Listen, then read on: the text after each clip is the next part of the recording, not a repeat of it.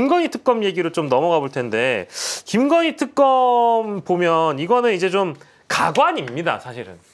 다뤄보면 얘기 다루다가 그냥 자연스럽게 분노를 합니다. 이거는 화가 납니다. 다루다 보면 정말 열받습니다. 이게 그러니까 어제도 저희가 이제 이거를 어디까지 믿어줘야 되느냐의 문제인데, 그냥 지금 언론에 떠도는 검찰이 우연히 발견했다, 김건희의 녹취를. 혹은 1기, 2기 수사팀이 있었는데 그 수사팀과 고검의 수사팀은 또 다르다. 한 달 만에 발견한 건 고검 수사팀이 열심히 했기 때문이다라는 식의 보도는 저 이제 보지 않으려고 해요. 그게 맞지 않습니까? 어떻게 해석하세요? 근데 제가 본 보도는 고검 수사팀이 뭐 열심히 해서 찾아냈다는 투는 별로 못 봤고, 네. 그냥 찾아냈다가 대부분이고, 왜 네. 찾아냈는지는 잘 못 본 것 같고요. 왜 찾아냈는지에 대해서 이제 쓴 보도가 일부 있는데, 네네. 우연히 찾았다고 써 있습니다. 예, 뭐 우연이라고 있어요. 네, 우연히 찾았다. 그러니까 사실 뭐 특별한 능력을, 서울 지금 고검 수사팀이 특별한 능력을 가져서 찾아낸 게 아니라 그 보도에 따르더라도 네. 우연히 찾아냈다고 지금 하는 거예요. 그러니까 둘 중에 하나인 거죠, 그러면. 예. 검찰이 이 검찰이든 이 검사든 저 검사든 다 무능했는데, 네. 그쵸? 옛날 검사든 네. 지금 검사든 다 일은 못 하는데 어떻게 운과 때가 맞아가지고 미래에셋을 다시 한번 털어볼까? 그냥 이렇게 어차피 재수사하는데 처음부터 짚어보자. 미래에셋부터 다시 한번 털어볼까 하고 갔는데 우연히 그게 떨어져 있어서 주웠다, 이거잖아요, 지금. 그렇죠. 네, 그렇죠. 그래서 다들 그냥 무능한 가운데 일어난 일이거나 네. 아니면 그 전부터 계속 검사들이 이제 그 모른 척하고 있었는데, 이게 존재하는 것을 알면서도 모른 척하고 있었는데, 네. 지금 서울고검수사팀이 야, 이제는 정리할 때가 된 것 같은데, 정권도 바뀌고 네. 이제는 뭐 더 이상 눈치 볼 일도 없고 윤석열의 시대는 끝났는데 네. 이제 정리하자, 이렇게 해서 이제 꺼내 쓰든지. 네네. 그러니까 무능한 녀석들 아니면 나쁜 녀석들 둘 중에 하나 아닙니까? 그렇죠. 네? 영화도 있잖아요. 네. 좋은 놈, 나쁜 놈, 이상한 놈. 그렇죠. 네? 근데 이제 좋은 놈은 아닌 것 같고, 네. 놈이라고 그러면 안 돼요? 네. 놈이라고 해도 됩니다. 좋은 녀석은 아닌 것 같고, 네. 나쁜 녀석이거나 이상한 녀석이거나 둘 중 하나겠죠, 그러면. 저는 검사들이 구속되지 않으려고 이렇게 했다고 생각하거든요. 특검이 만약 없었으면 이렇게 했을까요? 끝까지 자기네들이 뭉개고 덮을 수 있다고 판단했을 거고 끝까지 그렇게 했을 겁니다. 근데 특검이 출범해서 정상적인 수사를 하다 보면 이 계좌에 대해서 제대로 수사하지 않는 것이 드러날 수밖에 없습니다. 그러면 그 수사를 했던 수사 담당자에게, 수사 책임자에게 법적 책임을 당연히 물어야 됩니다. 부실 수사를 했기 때문에. 그러니까 이번에 특검이 정상적인 수사를 하기 전에 먼저 불어놔야 자기네들이 뭉개고 있었던 것들을 풀어놔야 자기네들이 구속이 안 당하니까 일부러 풀었다고 저는 생각을 하거든요. 그러니까 지금이라도 정의를 실현하고 과거의 잘못된 부실수사를 검찰 스스로 밝혀내기 위한 것이라고는 저는 일도 생각하지 않고요. 자기 살려고, 자기 절대 법적 처벌을 받지 않으려고 특검이 출범하기 전에 자기 것들을 먼저 던지고 거기서 면피하려고 하는 그 자신만이 살기 위한 이 발버둥에 불과하다, 저는 생각이 듭니다. 네. 특검이 없었으면 절대 발견내지 못했을 겁니다. 예. 그리고 이게 진짜 웃긴 게, 저도 오늘 조선일보 보도 보고 이거 진짜 웃겼는데, 이거를 이제 문재인 정권에 이제 책임을 돌리는 거예요. 이게 기사 보셨는지 모르겠습니다만은, 검찰이 이게 4년간 안 나오다가 재수사 한 달 만에 나온 김건희의 이 녹음 파일이라는 제목의 사설을 썼는데 정확히 이렇게 얘기를 합니다. 제가 있는 그대로 읽어드릴게요. 아직은 이 녹음 파일이 김 여사의 주가 조작 연루 의혹을 명확히 입증할 직접 증거라고 하기는 어렵다. 말도 안 되는 소리를 하고 있네. 말도 안 되는 소리를 하고 있어. 소망사항을 얘기하는 거예요. 그러니까 사설은 뭐 그렇죠. 근데 어쨌든 정말 말도 안 되는 말인지 방군지를 짓거리고 있는데, 자, 이 수사는 처음부터 이런 납득하기 어려운 일의 연속이었다. 문재인 정권 검찰은 1년 반 넘게 수사했지만 김 여사 관여 여부를 입증하지 못했다. 결혼 이전의 일이라 권력형 비리가 아니어서 기소든 불기소든 빨리 결론을 내리면 될 일이었다. 문재인 정권 탓을 하네요, 조선일보가. 멘붕이 온 거죠. 그리고 도대체 문재인 정부의 집권 기간이 도대체 몇 년이어야 되는지 좀 묻지 않을 수가 없네요. 이제 윤석열 정부를 넘어서 이제 너무 멀리 가요. 예, 이재명 정부까지 탄생을 했는데, 출범을 했는데 전 정부의 얘기까지 꺼내는 거 보니까 얼마나 다급했으면 이렇게 하겠습니까? 예. 아, 근데 이거는 진짜 그 뭐랄까요, 조선일보의 지나친 검찰 비호 뭐 이렇게 봐야 될까요? 근데 네. 늘 하는 얘기입니다. 이 사건만 얘기하면 그러니까 문재인 전 조선일보- 정권. 네. 조선일보 스탠스가 네. 김건희 정신 차려. 네. 김건희 특검을 수용하면 안 될까 얘기를 네. 윤석열 정권부터 사실은 했어요. 그래야 산다. 네. 이러다 망한다.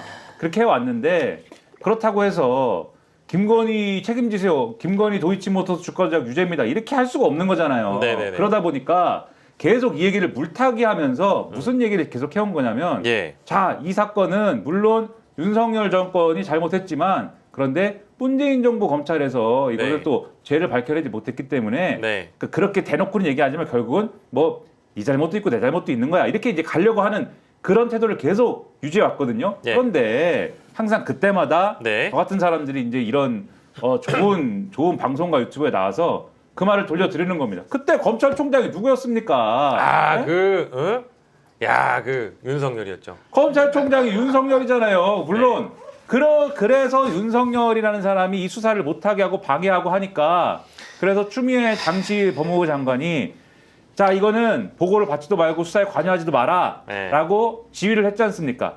하지만 검사들이 아무리 그 지휘권이 박탈이 됐어도 검찰총장이 머리 위에 있는데 더군다나 네. 이 수사 어떤 수사입니까? 검찰총장의 배우자에 대한 수사인데 지휘권이 박탈됐다고 해가지고 그걸 막 쭉쭉 뭐 하겠습니까? 그거를 그렇죠. 할 수가 없죠. 네. 그런 상황임을 얘기를 해야 되는 건데 네. 이런 맥락 다 자르고 그때는 문재인 정권 시절이었으니까 문재인 검찰도 밝혀내지 못하고 윤석열 때도 이거를 제대로 수사하지 못해서 결국 이렇게 됐다. 이런 식으로 얘기를 하는 이런 물타기 논리에 불과한 것이다. 그리고 이게 물타기 논리에 사실 불과한 게 그리고 자기들도 알아요.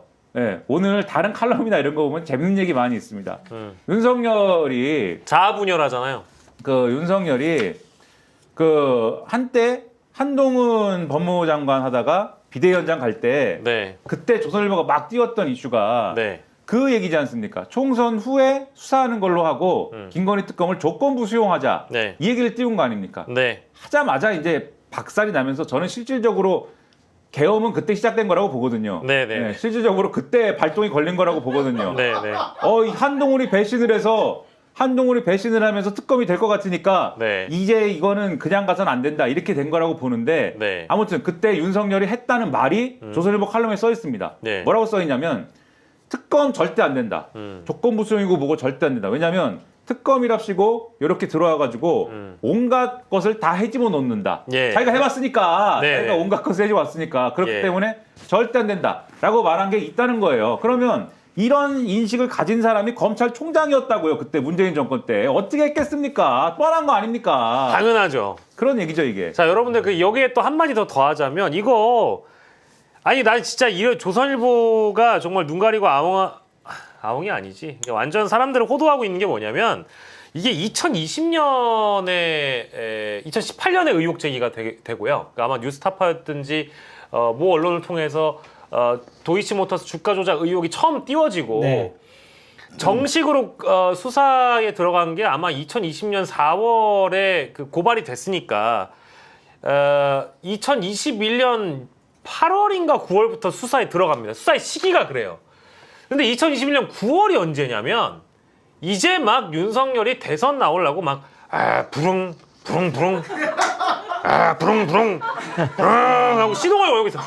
아니 진짜로 그랬어. 왜냐면 내가 윤석열을 대선 후보 인터뷰한 게 2021년 말이에요. 제가 26분 30초 대한민국에서 윤석열을 제일 길게 인터뷰한 사람이에요. 전설의 영상이죠. 그렇죠. 전설의 영상이죠. 뭘 물어보면 이럴 때인데 그 전 단계로 보면 그러니까 얘들은 검찰은 뭐였냐면 우리 형님이 대선에 나가는데 그 수사가 제대로 되겠냐고요. 덥지 당연히. 그런 맥락도 모르고 무슨 문재인 검찰을 아니 모르지 않죠. 알면서. 알죠. 예. 네. 알면서 문재인 검찰을 운운하는 조선일보가 이게 진짜 나쁜 신문입니다. 하루 이틀 얘기하는. 뭐 3년 내내 똑같은 소리를 계속 반복하는 걸 한 번 더 마지막으로 우려먹는 것 같은데 아유, 정말. 이게 이제 권력형 비리가 아니라고 이제 강대를 쓰고 있잖아요. 뭐 결혼 전 이전 일이니까 네. 윤석열이 한 말을 그대로 다시 한번 또 베끼는 거잖아요. 정말 부끄러운지도 모르는 것 같아요.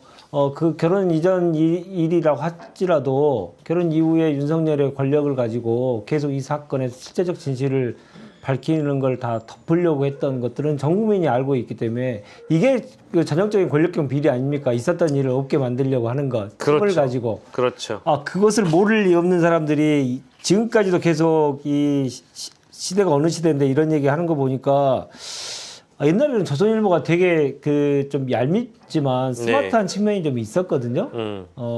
근데 그 기본적인 이 영민함도 다 없어진 그런 모습을 보고 있다니 정말 찹찹하네요. 예. 그러니까 이게 제 생각에는 네네네. 이 특검 이번 특검으로 될 수 있을지 모르겠지만 윤석열이라는 사람의 인생을 한번 리뷰를 해줘야 된다. 네. 이게 대통령일 때 지금도 말씀드렸지 않습니까? 한동훈이 배신해서 김건희 특검 발동 걸리면 안 되니까 나는 계엄을 선포하고 계엄을 선포한 후에 아예 그냥 뭐 윤석열 제국을 한번 만들어 봐야겠다 이렇게 간 거잖아요 지금. 네네네. 그게 지금 이 내란이지 않습니까? 네. 대통령일 때 그랬다면 검찰총장일 때는 어떻게 했겠습니까? 거기에 그 당시에 그 이제 수사정보정책관실이라는 데가 있잖아요. 네네네. 예, 과거에 범정이라고 불렸던. 범정. 네. 네. 예, 거기서 사실 문재인 정권 때도 문건이 나와가지고 한번 논란이 됐던 게 네. 우리 장모님, 네. 예, 장모님 사건이나 이런 것들을 거기서 언론 대응을 하기 위해서 작성했다고는 주장을 하는데 장모님 사건에 대한 대응이나 이런 것들을 대응 방법이라든가 전략이나 네. 이런 것들을 거기서 작성을 해놓은 것들이 이제 나오고 이래가지고 한번 논란이 크게 된 적이 있거든요. 맞습니다. 그러니까 검찰 조직을 그런 방식으로 사유화하는 거에 대해서 아무 거리낌이 없는 사람인데 예. 그럼 이 도이치모터스 주가 조작이라든지 이 배우자와 관련된 건을 예. 애초에 경찰이 하다가 이거 사실은 야 이게 부담스럽다라고 판단했는지 어떤 건지는 모르지만 사실상 덮은 걸로 추정이 됐는데 이게 그래서 나중에 언론에 흘러나오게 된 사건 아닙니까 이게. 네네. 안 하기로 한 것처럼 보이다가 네. 그 과정에 뭐가 어떻게 작용했는지 물론 그때는 검사였지만 예. 그 시절부터 시작해가지고 어떤 방식을 통해가지고 이 자신의 배우자와 처가에 대한 의혹이나 이런 것들을 어떻게 검찰 권력을 사유화해가지고 덮으려고 하고 은폐하려고 하고 축소하려고 했는지 예. 이걸 한번 리뷰를 해줘야 된다라는 생각을 그래서 하게 되는 거예요. 예. 근데 진짜 그때부터 시작해가지고 지금에 이르기까지 다 사실 연결되니까 아마 평전도 나올 것 같아요. 요즘에 드는 생각인데 김건희 평전 쓴 사람이 있대요. 근데 곧 윤석열 평전도 나오지 않을까 뭐 그런 생각도 들고 이 관련된 수사 하나만 놓고도 쓰게 되면은 굉장히 많은 것들을 진짜 영화화할 수도 있어서 야. 시나리오 작업하는 분들도 있다라고 하고 심지어 한 인물에 포커스 맞춰서 평전까지 지금 집필 중이라고 하니까 아무튼 희한한 인간들이다. 희대의 인간들이고 희한한 인간들이고 문제적 인물인 거는 뭐 당연하다라고 보고요. 자 그리고 평전의 사파는 장도리를 추천합니다. 훌륭하네요. 예, 근데 그분이 하실지 모르겠어요. 자 그리고 이런 얘기도 나왔어요. 예. 특검팀에 이런 질문이 나왔는데 저 대답이 좀 모호해서 이것도 한번 다뤄볼게요. 검찰 수사팀의 부실 수사 의혹도 김건희 특검팀에서 수사 대상으로 삼느냐라는 질문을 김건희 특검팀의 김형근 특검보에게 기자들이 했는데 좀 내용이 좀 애매모호하네요. 대답을 보니까 어떤 기사에 저희가 서울고검에 11분, 중앙지검에 17분 있었다는 내용까지 나오던데 저희가 있던 시간을 보면 어느 정도 내용으로 정보를 받았을지 이해하실 것 같아서 답변을 가름하겠다. 이게 뭔 소리지? 이게 무슨 얘기예요? 특검보의 입장에서 예. 말을 할 수가 없잖아요. 예. 할 수가 없는데 고검에 11분 있었고 중앙지검에 17분 있었다는 걸로 답변을 가름한다는 얘기는 그러니까 중앙지검에 더 오래 있었으니까 정보를 더 많이 받았다 이렇게 이해하라는 얘기인가요? 이거를 해석하려고 많은 노력을 할 이유가 저는 없다고 보는데 그런가요? 예. 왜냐하면 이분이 지금 네. 당황을 한 거 아닌가라는 생각도 좀 들고 네. 그리고 특검보에게 이런 질문을 해서 답변을 잘못하면 특검보도 문제가 되는 거거든요. 네네네. 예. 특검의 입장에서는 얘기할 수 있는데 특검보가 정식으로 이제 언론 브리핑을 할 수 있는 이제 권한을 분명하게 주어지지 않는 가운데 네네. 이런 얘기를 마음대로 할 수 있기가 대단히 어렵기 때문에요. 예. 이 얘기에 대해서 그분에게 다시 한번 물어볼 수도 없는 것이고, 예. 이 내용은 결국은 검찰이 다 알고 있었다. 알고 있었고, 그 내용에 대해서 본인 나름대로의 얘기를 한 거 아닌가라는 생각이 많이 듭니다. 그러니까 수사기관의 언론 대응은 네. 사실 단일 창구로 해야 되거든요. 네. 이 여러 창구가 돼가지고 막 이게 공식적인 얘기, 비공식적인 얘기가 마구 흘러나와서 서로 섞이고 그래서 이런다더라 저런다더라 막 이게 본물 터진 것처럼 기사가 막 나오고 이래버리면 오히려 수사에 지장을 줄 수가 있습니다. 예. 그래서 얘기를 안 하는 게 제일 좋아요. 이 언론 대응할 사람 딱 정해놓고 그 사람이 주기적으로 나와서 브리핑하고 이런 거 아니면 언론 대응은 차단하는 것이 좋고 예. 이분이 지금 한 얘기를 보면 제가 볼 땐 사실상 정보가 없는 얘기입니다. 그 검찰하고 11분 검찰에 가서 11분 얘기하고 17분 얘기했다 이 얘기인데 네.